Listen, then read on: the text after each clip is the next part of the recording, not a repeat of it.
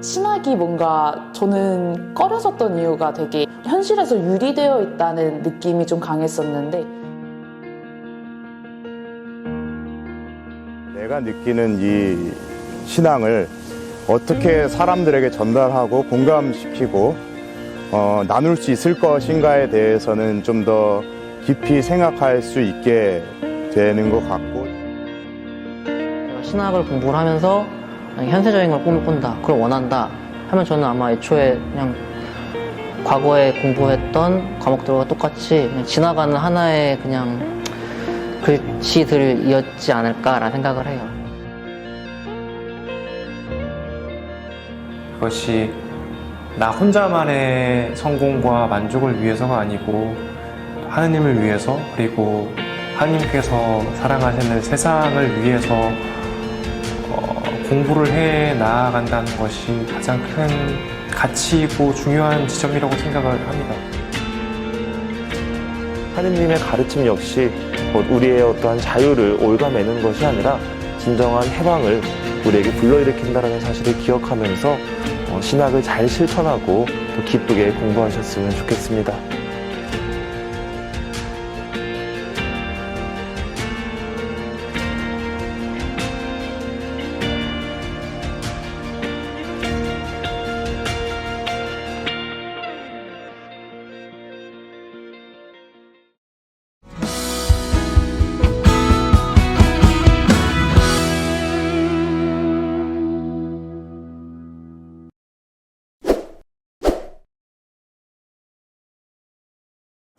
고3 수험생활 하고 나중에 학교를 어디를 갈지 고민을 하다가 저는 원래 철학과나 사학과를 가고 싶었는데 이 학교 커리큘럼을 보니까 철학을 1, 2학년 때 많이 배워서 철학을 한번 여기 와서 배우고 나중에 신학도 같이 배우면 좋겠다 라고 생각을 해서 이 학교에 지원을 하게 되었고요. 이 수도회에서 내가 지금까지 열심히 해왔던 나의 삶들이 그런 연속성 안에서 잘 실현하면서 하느님 안에서 좋은 도구로서 쓰일 수 있겠구나라는 확신이 생겨서 성바오로 수도회에서 이제 수도자로서 살기로 이제 마음을 먹게 되었습니다. 어쨌거나 사제가 되고 싶다는 것은 오랫동안 제 안에 있던 꿈이었고, 수도회에서 이제 사제가 될 수 있는 방법은 아무래도 이렇게 신학교에 들어와서 공부를 해야 되는 자연스러운 과정이었기 때문에 그런 저의 성소 여정이었던 것 같습니다. 중학교 3학년 때 저희 어머니가 좀 많이 아프셨어요. 그 목 디스크 수술을 하셨는데 그거 좀 경추 3개가 이제 터지시면서 어머니가 한 좀 꽤 오랜 시간 동안 이제 병상에 누워 계셨었거든요. 그래서 이제 병원에 자주 갔었거든요. 이제 엄마 발밑에서 이렇게 뭐 레고 가지고 이렇게 놀고 있는데, 이제 그때 이제 당시 이제 본당 주임 신부님이 이제 뭐 병자 성사 겸 이제 이렇게 뭐 어떻게 보면 잘 지내고 있는지 이제 확인하러 이제 오신 거예요. 근데 이제 어머니께서 이제 너무 아프시다 보니까 사실 미소도 잘 안 지으셨거든요, 제 기억에는. 근데 딱 신부님이 와서 또 뭐 안수해 주시고 이런저런 안부를 이렇게 물어봐 주시는데 되게 환하게 웃으셨던 것 같아요. 근데 제가 그 웃음을 보면서 느꼈던 게, 이게 이렇게 아파하는 사람들에게 이런 환한 웃음을 줄 수 있는 저 사제라는 저 자리가 정말 가치 있는 것 같다라는 생각을, 그리고 그때부터 쭉 어떻게 보면 제가 사제 점수를 쭉 꿈꿔왔던 것 같고, 그게 지금까지 이어져서 제가 이 자리에 있는 게 아닌가라는 생각이 듭니다. 제가 처음으로 이제 여자 학생들도 많이 받는다는 걸 알게 됐었고, 그냥 한 번쯤은 배워보면 좋을 것 같다라는 생각만 가지고 있었어요. 근데 그때쯤에 이제 아버지가 굉장히 추천을 해주셨어요. 이 신학을 배우는 게 너에게 흔들리지 않는 뿌리가 되어줄 것이다 라면서, 가서 내가 또 배울 수 있는 길이 있겠지 하고 그렇게 들어왔던 것 같아요. 제가 이제 유아 세례를 받았지만 10대, 20대 동안 성당을 나가본 적이 없어요. 신앙생활을 제대로 한 적이 없는데 이렇게 삶에 대한 진지한 고민을 하다 보니까 자연스럽게 제가 하느님을 찾는 제 모습을 발견했어요. 근데 그 안에 제가 함부로 판단하고 나아갈 수도 있겠다라는 갑자기 걱정이 확 와닿아가지고 좀 삶의 좀 일부분을 좀 포기를 하고 이렇게 신학교에 이렇게 들어오게 되었습니다. 제가 원래 성가대 출신이었는데 어느 날 이제 성가를 듣다 보니까 그 성가 내용이 이제 하느님께서 일꾼을 찾는, 파견을 보낼 어떤 사람을 찾는 내용이었는데 그거를 듣다 보니까 마음이 동해서 그때 이제 무작정 시작을 했고요. 오히려 좀 구체적인 성소에 굳어지는 과정, 그런 거는 입학한 다음에 하나하나 더 알아가는 것 같습니다.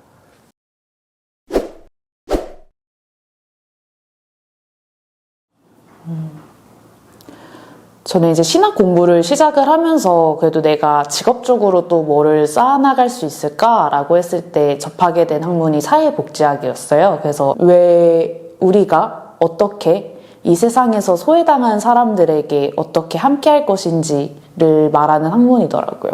근데 저는 신학 안에서 저는 그걸 배운 것 같아요.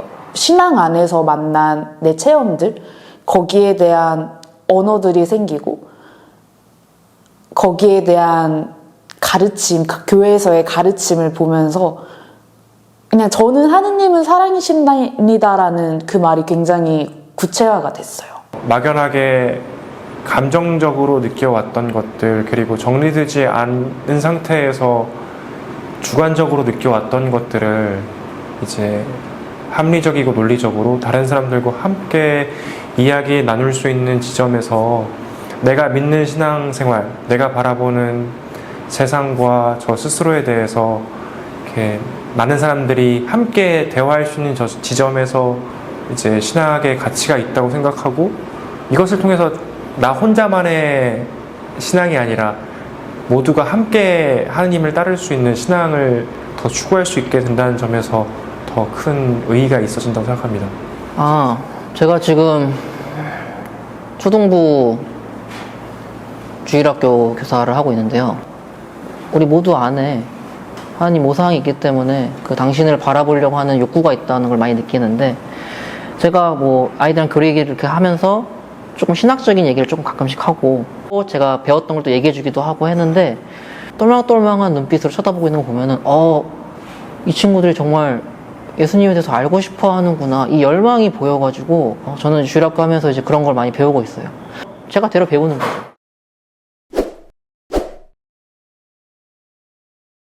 5학년 1학기에 배웠던 지혜문학이 가장 기억에 남는 것 같은데요. 다른 무엇보다도 그 지혜의 보편성이 되게 기억에 남는 것 같아요. 저는 원래 이과를 공부를 하고 있었고, 단 하나 유일하게 변하지 않는 진리와 사물의 근원이 있다면 그게 무엇일까를 항상 고민을 하던 사람이었기 때문에, 사실 이과를 갔던 것도 그런 어떤 과학이 그런 근원을 파고드는 학문으로서 저희한테 보편 진리를 말해줄 수 있을 거라고 생각을 했습니다. 그런데 그런 과학 공부를 계속 이과에서 하다 보니까 그게 아니구나 하는 걸 깨닫게 되었고, 지혜문학이 가장 어떤 비신앙인도 공감할 수 있는 진리로서의 지혜를 말한다는 점에서 저는 그런 성서 지혜문학에 가장 관심이 갔던 것 같습니다. 교부학과 바울어상을 이렇게 봤을 때 저희가 지금 이렇게 오늘날에 교회가 신앙을 이렇게 누리고 있게 된 이유가, 그 전에 이제 자신의 신앙을 지키려고 했던 많은 분들의 이제 노력이 있었기에 가능하다 생각하는데, 학문적인 부분뿐만 아니라 제 뭐 영성적인 면, 일상생활적인 면, 더 나아가서 제가 이제 희망을 갖고 살아가기 위해서 앞으로 저의 미래의 모습까지 이렇게 전반적인 제 모습을 이렇게 영향을 줬어가지고 가장 기억에 남고, 신학이라는 게 결국 우리 신앙과 완전히 뭐 동떨어진 게 아니라 결국 신앙을 기반으로 하는 거고, 우리가 신앙 안에서 만나는 하느님에 대한 더 깊은 풍부한 이해를 도와주는 게 바로 신학이 아니었나. 인류의 기원, 이런 것들에 대해서 우리가 특히 과학기술이 발전함에 따라서 질문을 많이 던지게 되는데, 창조론 시간에 있어서 어떻게 보면 이 교회의 가르침과 이 과학의 어떤 그런 것들이 상충하지 않는다는 것들을 되게 많이 배웠던 것 같아요. 그래도 좀 막연하게 여겨졌던 저의 성소, 저의 신앙, 그리고 이 수도에 살아가면서 앞으로의 저의 소명에 대해서 좀 더 깊이 이해하게 되는 시간들이 주어지는 것 같아요. 하느님에 대한 열망, 예수님을 따르고자 하는 그런 마음이 바로 여기서 비롯됐구나. 그리고 어떤 구체적인 방법들을 통해서 내가 이것들을 이루어 나갈 수 있고, 또 지금 이 시대를 함께 살아가고 있는 사람들에게 어떻게 어떤 방식으로 전할 수 있는가에 대해서 좀 더 깊이 고민하게 하고 성찰하게 하는 그러한 저에게는 도움이 되는 시간들인 것 같습니다. 이제 지금 저의 은사 신부님 논문 중에서 하나가 이제 완전한 인간이신 그리스도에 대한 논문이에요. 그러니까 참 사람이며 참 하느님이신 예수님에 대한 어떤 과목이 제일 인상 깊었던 와중에 그렇다면은 이제 우리가 어떠한 모습을 최대한 닮아가야 하는가, 어떠한 모습을 구체적으로 보여야 하는가라는 부분이 가장 관심이 갔던 것 같고.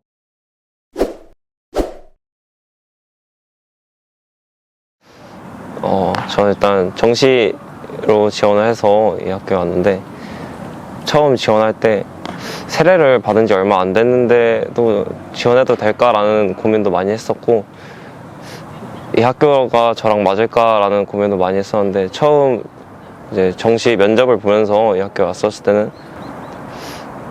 학교가 조용한 분위기고 되게 차분한 분위기다 해서 전 되게 개인적으로 만족하는 학교 분위기였습니다. 확실히 학교의 구성원의 구성원이 굉장히 다양해졌다는 점, 그렇게 함으로써 뭐 물론 처음에는 좀 어색했지만 한편으로는 되게 이렇게 다채로운 모습이 보여가지고 이것도 또 하나의 새로운 학교의 생활의 경험으로 다가오고 있어서 지금 기쁘게 학교 다니고 있습니다. 신학이 뭔가 저는 꺼려졌던 이유가 되게 현실에서 유리되고 뭐 그런 현실에서 유리되어 있다는 느낌이 좀 강했었는데, 근데 막상 학교에 들어보니까 이 신학이라는 건 결국 내 신앙에 대한 이야기를 하고 있더라고요. 그래서 그 신앙을 위해 철학을 통해서 내가 생각하는 방법을 배우고 또 그거를 글로 써내려가는 방법을 배워나가는 그 시간들이 이게 현실과 유리된 게 아니라 내 현실을 같이 가는 학문이구나. 그래서 정말 현실적인, 오히려 가장 현실적인 학문이구나 라는 걸 깨닫게 되었습니다. 네.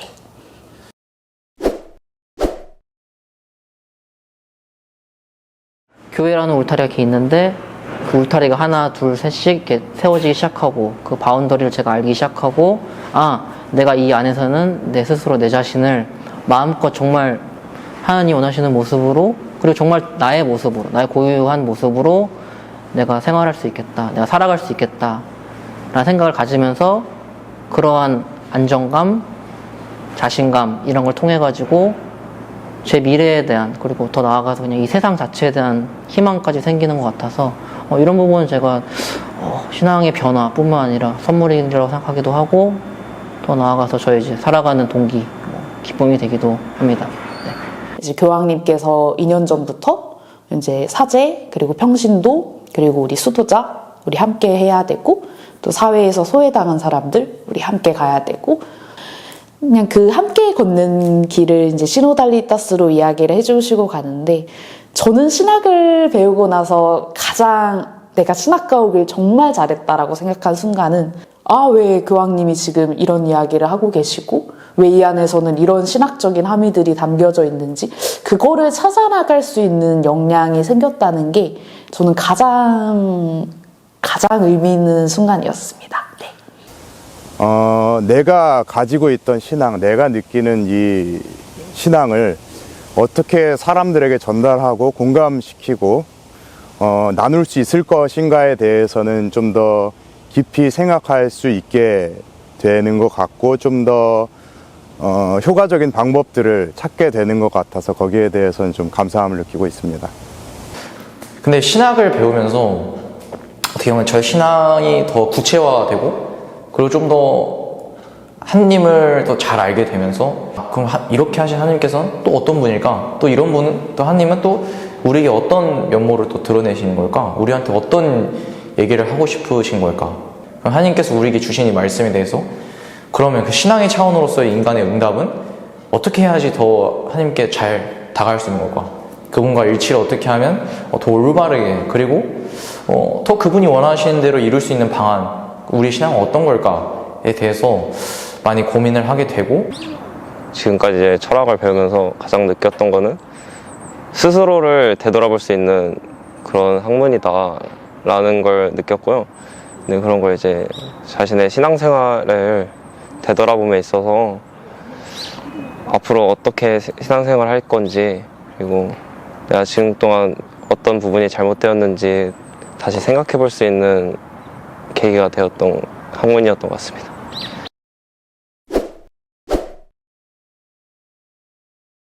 결국에 실질적으로 다른 사람들과 함께 살아가는 세상을 건설하기 위해서, 그리고 계시로 알고 있는 그 하느님 나라를 건설하는 데 있어서, 그리고 이제 그것을 나 혼자뿐만 아니라 다 함께 그렇게 가치 있는 것을 지키고 더 가치 있는 세상으로 만들기 위해서, 그리고 알게 된 것을 또 실천으로 나아갈 수 있는 것을 계속 요구받는다는 점에서 그것이 의무일 것이고, 또 거기에서 비로소 진정한 가치가 나올 수 있다고 생각을 합니다. 지금 현재 특수윤리시나 이런 거 배우면서 굉장히 큰 도움뿐만 아니라 감명도 받기도 하고, 또 앞으로 제가 살아가면서 지켜야 될 부분, 뭐 알아가야 될 부분, 그리고 제가 배워야 될 부분을 많이 배우고 있어서 너무 재밌어요. 더 나아가서 이거에 대해서 배울 수 있는 기회가 있다면 꼭 배우고, 그리고 주위 사람들과 공유도 해보고 같이 토론도 해보고, 이런 문화가 좀 형성이 되고, 예, 이런 문화가 계속 형성이 돼야 되는 것이 이제 저희 그리스도인의 현재 의무인들의 이제 의무라고 생각합니다. 신학을 정말 공부를 제대로 한다는 건 저희에게 반드시 실천을 요구할 수밖에 없는 것이라고 생각을 합니다. 진리와 맞닿아 있는 인격적인 학문을 공부함으로써 저희가 어쩔 수 없이 그 마음에 있는 깨달음으로부터 알매에 의한 행동이 유발되는 게 본질이라고 생각을 하거든요.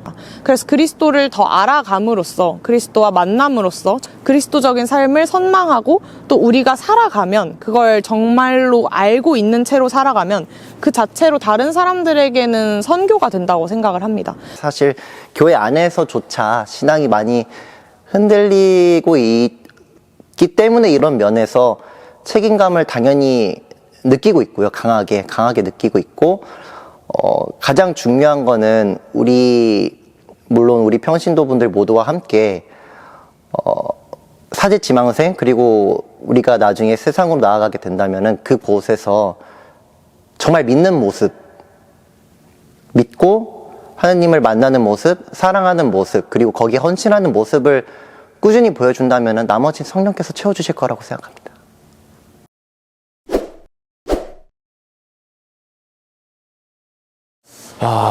저는 사실 생각을 해보면 제가 늘 하고 싶었던 사목이 하나 있었는데요. 그거는 바로 이제 청소년 사목이요. 좀 가난한 청소년들 혹은 방황하는 청소년들을 위한 사목을 하고 싶다는 생각이 들었습니다. 왜냐하면 어떤 사제로서 그들을 어떤 하나님의 길로 이끌거나 그들을 보듬어 줄 수 있는 그런 사목을 꼭 하고 싶다는 생각을 꾸준히 해왔던 것 같습니다. 가장 작은 것부터 말하자면 이제 본당에서 활동하는 그런 주일학교 교사에서도 아이들한테 좀 더 정확한 지식과 올바른 신앙생활을 도와줄 수 있지 않을까 하는 생각하거든요. 좀 더 나아가서 사회 구성원으로서 그리스도다운 모습을 보여준다면 다른 사람들 또한 그런 모습을 보고 그리스도교라는 종교에 관심을 갖고 그런 모습이 선교 자체가 되지 않을까라는 생각이 듭니다.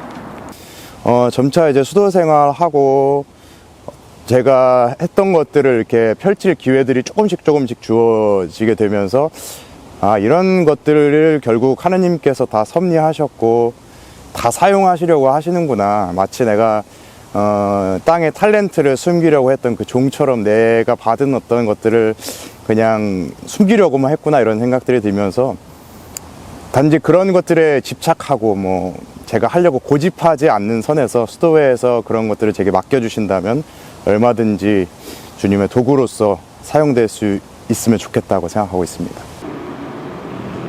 종신토록 이제 수도자로 살아가면서 또 여태까지 배워왔던 것과 학교에서 또 앞으로 배우게 될 것을 기반으로 해서 또 교회와 세상을 위해서 또 하느님을 위해서 더 잘 봉사할 수 있도록 또 그 길들을 수도자로서 걸어가게 되지 않을까 싶습니다.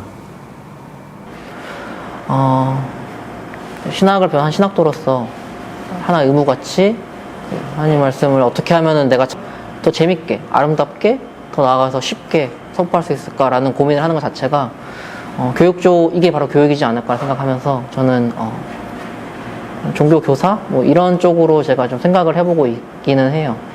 그래서 이 부분은 제가 생각하는 저만의 사제직이 될 수 있지 않을까 생각하고 있습니다.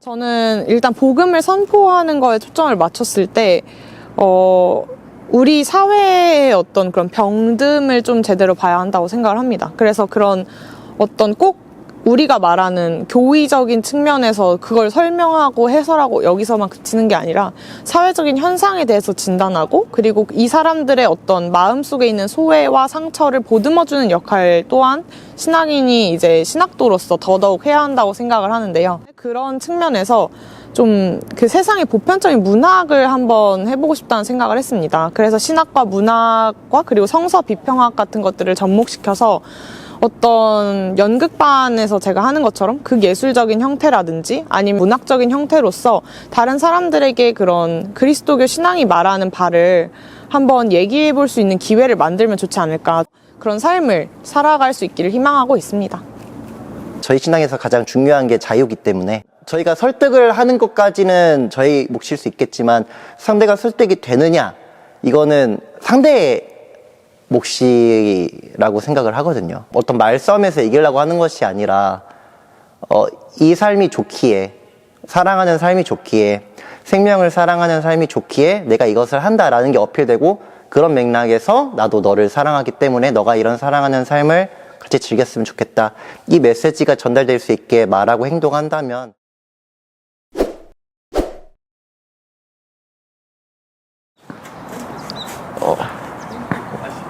이 학교에 들어된 그 마음가짐 중 하나인데, 제가 이 학교에 들어오기로 결심하고 하면서 취업에 대해서는 사실 그렇게 생각을 안 하고 그냥 20살 이제 20대를 좀 자신의 좀 다지고자, 그 자신의 기초를 좀 제대로 하고 좀 토대를 확실하게 쌓아두면 나중에 뭘 하든 좀 좋은 기초가 되지 않을까 생각하면서, 종교적 의기가 있더라도 나를 찾는 그런 쪽에서는 아직도 의미가 있지 않나, 그런 기능하지 않을까 싶습니다. 제가 신앙을 계속 유지하면서 이 학교를 다닐 수 있었던 이유는 일단 목표가 되게 뚜렷했다는 생각이 들어요. 아마 제가 원하는 바, 그리고 내가 추구하는 바가 아마 하느님의 것이기 때문에 제가 지금 이렇게 유지할 수 있는 거지 않을까라는 생각이 들어요. 그리고 이걸 통해서 내가 또 선교할 수 있는, 내가 하나님 말씀을 선포할 수 있는 이런 부분을 더 쉽게 찾을 수 있다 생각해가지고.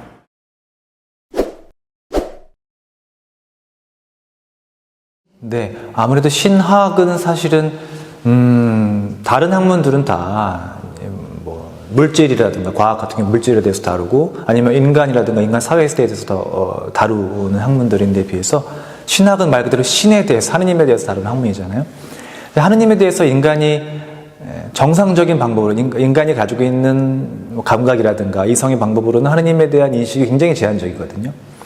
그럼 어떻게 하느님에 대해서 이야기할 수 있는가라고 했을 때, 결국은 우리가 계시, 하느님께서 우리에게 당신이 누구신지를 전해주시고 알려주신 그러한 계시를 통해서 그분이 누구신지 알게 되는데, 그 계시가 하느님과 인간의 어떤 차이를 생각해 봤을 때, 하느님께서 인간에게 맞게, 인간의 방식으로 당신을 우리에게 드러내 보이신 거기 때문에, 그러한 계시의 내용이 어떤 점에서는 이해하기 쉬울 수도 있고, 또 어떤 점에서는 이해하기 어려울 수도 있습니다. 그런 어떤 이해하기 쉬운 점과 어려운 점, 또 우리 인간의 언어로 표현이 잘 되는 점과 표현이 안 되는 점, 그런 것들의 경계 안에서 그런 내용들을 신학으로 잘 풀어나가는 것이, 그리고 어떻게 하면은 우리 각자가 신학을 배운 사람으로서, 하나님에 대해서 배운 사람으로서 그런 것들을 잘 나름으로 이해하고 풀어낼 수 있는가, 이런 것들을 제가 옆에서 말하자면은 사실 신학의 마스터는 스승은 하느님이신 거고 저는 그 스승께 나아가기 위해서 여러분께 이것이 가장 좋은 길이다 또는 올바른 길이다 확실한 길이다 이런 것들을 여러분께 제시하고 알려드리고 나누고 그런 역할을 하는 것이죠. 네. 네, 저희 신학대학은 진리, 사랑, 봉사라는 이념으로 학생들을 교육하고 있는데 일단 먼저 신학원을 포함해서 사제로서의 양성을 하고 있는 기관이기도 합니다. 그래서 직무사제직을 위해서 학생들을 교육하고 있는 기관이기도 하고 이와 더불어 일반 평신도와 수도자, 자 이러한 통학생분들을 우리가 함께 교육을 함으로써 일반 사제직의 모든 범위까지도 포함해서 진리, 사랑, 봉사라는 이념 아래서 하느님의 진리를 교육하고 또 세상에 그것을 선포할 수 있도록 함께 가르치는 기관이라고 할 수 있습니다. 일단 저희가 올해 평신도에게 학교를 개방한 지 51주년이 되었습니다. 1965년 제2차 바티칸 공의회의 이념 아래에서 약 50년 전에 저희 학교는 기존의 성직자들만 양성하던 기관에서 벗어나 일반 수도자와 일반 통학생, 즉 평신도에게도 이 학교의 문을 개방하기로 결정을 하고 평신도 교육에도 지금까지 힘써 왔습니다. 그러나 최근 이제 사제 성수의 급감과 또 일반 평신도의 어떤 신학에 대한 관심이 늘어나면서 예전과는 달리 예전에는 성직자 중심의 학교였다라면 이제는 평신도와 성직자 교육이 함께 이루어지는 곳으로 점점 변모하고 있습니다. 이러한 과정을 통해서 저희가 기대하고 있는 것은 세상 안에서 그리스도인들이 더욱더 하느님의 진리를 잘 연구하고 또 선교로서의 어떠한 역할을 할 수 있는 지식인이 될 수 있도록 그것을 저희가 또 교육 목표의 이념으로 삼고 함께 교육하고 있고 그와 더불어 또 평신도와 함께 성장하고 있는 우리 성직자들의 또 새로운 모습 그리고 열려있는 교회 개방의 모습도 이 안에서 함께 지켜볼 수 있지 않을까라는 생각이 듭니다. 네, 저는 윤리신학을 가르치고 있는데 특별히 특수윤리, 기초윤리, 생명윤리, 성윤리 이 모든 윤리와 관련된 과목들을 가르치고 있습니다. 윤리라는 것은 끊임없이 변화하고 있는 이 세상의 어떤 가치를 의미하고 있는 듯 보이는데 사실 윤리라는 것은 변화하지 않는 것, 즉 우리가 가장 기본적으로 따라야 하는 것, 그 모든 것에 대한 가르침을 의미한다고 할 수 있습니다. 만약에 윤리라는 것이 쉽게 변하는 것이라면 도덕적 가치가 쉽게 변화되는 것이라면 우리의 어떠한 사회적 체계라든지 사회적 가르침이라든지 우리가 기본적으로 가지고 있는 어떤 예의 모든 것들이 다 의미 없는 것이 되어버릴 우려가 있습니다. 하지만 그 안에서 하느님께서 우리에게 알려주고자 하셨던 도덕이 무엇인지 어떤 삶을 살아가기를 원하셨는지를 깊이 탐구하고 있고 빠르게 변화하고 있는 이 세상 안에서 우리가 진정한 자유를 위해서 지켜야 하는 것이 무엇인지를 중점적으로 저는 가르치고 있습니다. 사실은 계시 그 자체를 다루는 성서신학이나 아니면 계시의 실천적 측면을 다루는 실천신학에 비해서 조직신학은 굉장히 성격상 시스테마틱, 즉 체계적인 동시에 어떤 점에서는 조금 논증적이고 논쟁적이기도 합니다. 특히 이제 교회가 믿을 교리, 이제 교회 신학에서 다루는 믿을 교리 그리고 윤리 신학에서 다루는 행할 교리 이런 것들을 다루기 때문에 어떤 점에서는 현대인의 삶과 가장 밀접하기도 하고 현대인의 삶에 가장 좀 쓴소리를 하기도 하고 좀 잘 안 맞을 수도 있는 현대문화 여러 가지 어떤 현대문화의 여러 요소들과 잘 안 맞을 수도 있는 그런 내용들을 이야기하기 때문에 굉장히 긴장감 넘칠 수 있고 또 논쟁의 여지들이 많이 있는 그러한 학문이죠. 그래서 한편으로는 교회 입장, 교회가 무엇을 믿음과 또 윤리와 삶에 대해서 가르치는가를 분명하게 입장 설정을 해야 하고 그런 것들을 알려줘야 하는 그런 역할을 하는 동시에 다른 한편으로는 또 이러한 어떤 교회의 입장과 교회의 가르침이 어떻게 오늘날을 살아가는 현대인들에게 조금 더 설득력 있게 납득할 수 있게 다가갈 수 있는가 이런 것들을 또 고민해야 되는 역할을 가지고 있기도 합니다. 조직신학이.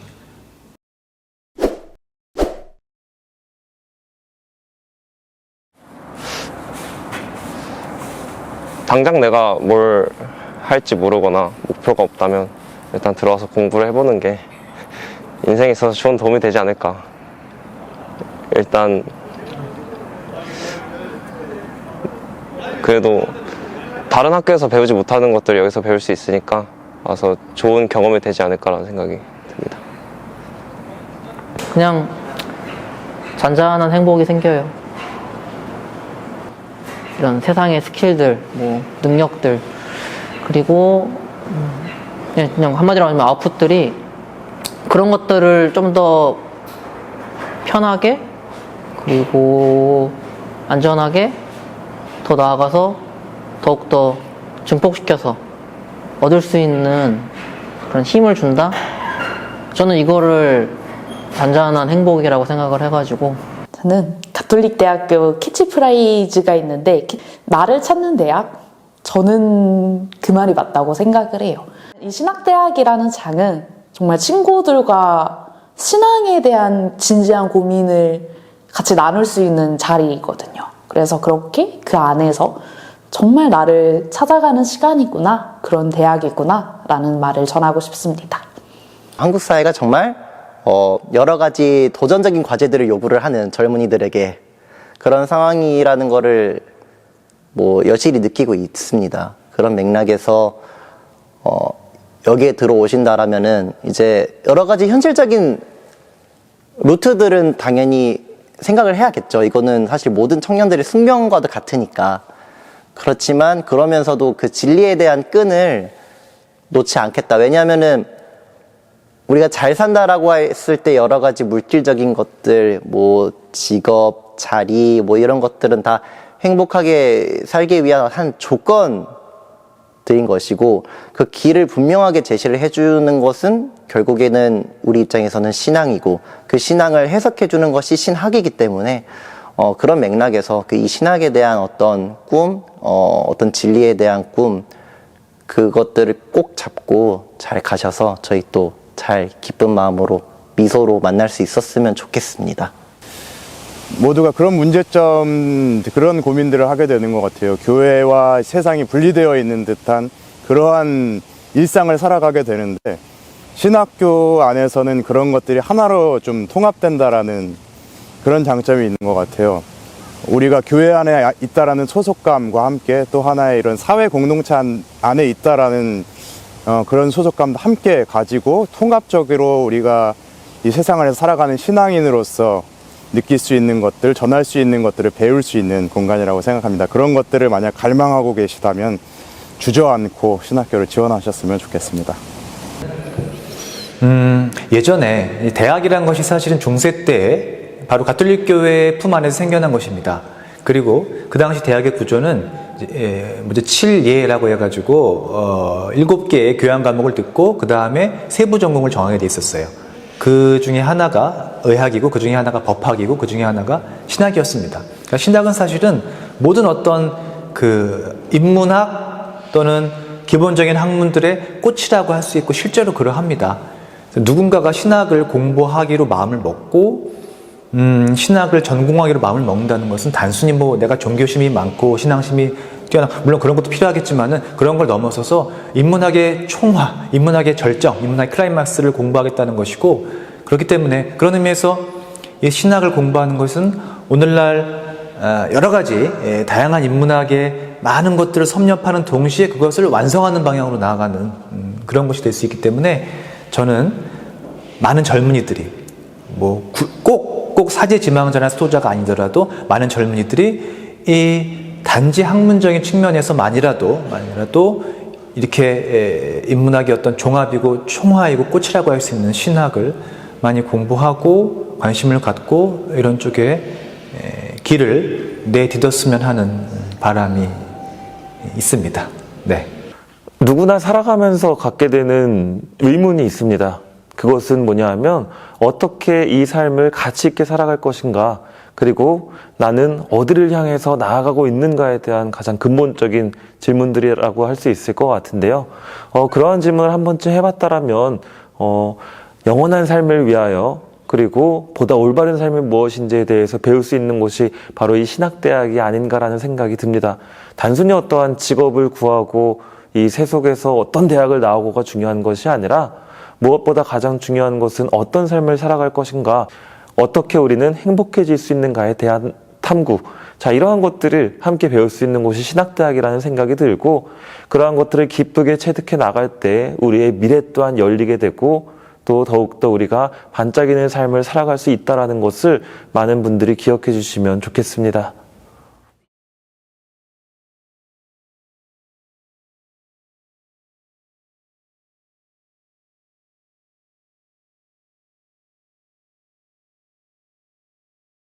오늘날 정말 어려운 문제 중에 하나가 현대인 중에 현대인이라고 할 수 있는 청년들에게 어떻게 다가갈 것인가, 신앙을 어떻게 설명할 것인가, 이 문제인데 저도 사실은 어려워요, 그 문제가. 제가 지금 사무일선에 있는 것도 아니고, 다만 수업 시간에 학생들하고 같이 고민도 하고 여러 가지 이야기를 하는데 제 생각은 이렇습니다. 오늘날 청년들이 목말라하는 것이 과연 무엇인가? 그들에게 조금 더 그들의 기분을 맞춰준다고 할까, 이런 표현이 좀 그렇긴 하지만은 그들에게 듣기 좋은 소리를 원하는가, 아니면 그들에게 정말 필요한 이야기를 원하는가라고 했을 때 제 생각은 그들에게 정말 필요한 이야기를 그들이 원한다라고 저는 생각을 합니다. 단지 뭐 예를 들어서 청춘이니까 뭐 아픔이니까 청춘이다, 이런 종류의 어떤 위로 메시지도 중요하겠으나, 그러나 사실 오늘날의 이 시대의 특징을 놓고 보면은 굉장히 혼란스럽고 좀 상대주의적이고 굉장히 물질주의적이고 이런 측면들이 많이 있거든요. 그러한 전반적인 세태 안에서 교회가 청년들에게 빛을 줄 수 있고, 사실 그 빛을 줄 수 있는 역할을 해야 해요.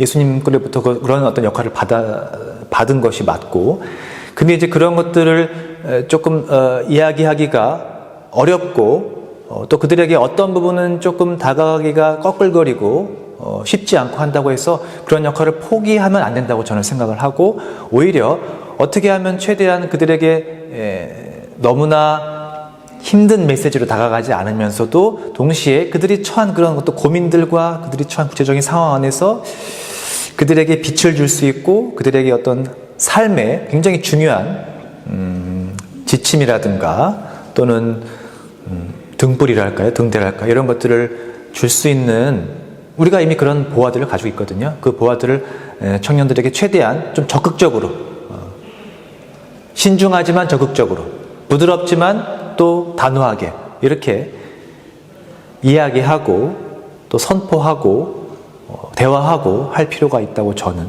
그렇게 생각합니다. 네. 고민스러운 주제죠, 이것은. 쉽지 않습니다. 신앙을 머리로 배우고 실천한다는 것은 생각보다 쉽지 않은 일이고, 때로는 어떠한 어려움과 희생이 동반되기도 합니다. 하지만 무엇보다 중요한 것은 그 안에서 우리가 느끼고 있는 기쁨, 그리고 그것을 통해서 우리가 정말 자유로워진다라는 그 생각, 이것을 모든 분들이 잘 느끼시고 간직하셨으면 좋겠고, 세상에 나아가서 우리가 올바른 삶을 살아갈 때 이 세상이 더욱더 아름다워진다라는 것, 그리고 다른 사람을 미워할 때보다 다른 사람을 돕고 사랑할 때 우리의 마음이 더 편한 것처럼, 하느님의 가르침 역시 우리의 어떠한 자유를 옭아매는 것이 아니라 진정한 해방을 우리에게 불러일으킨다는 사실을 기억하면서 신학을 잘 실천하고 또 기쁘게 공부하셨으면 좋겠습니다.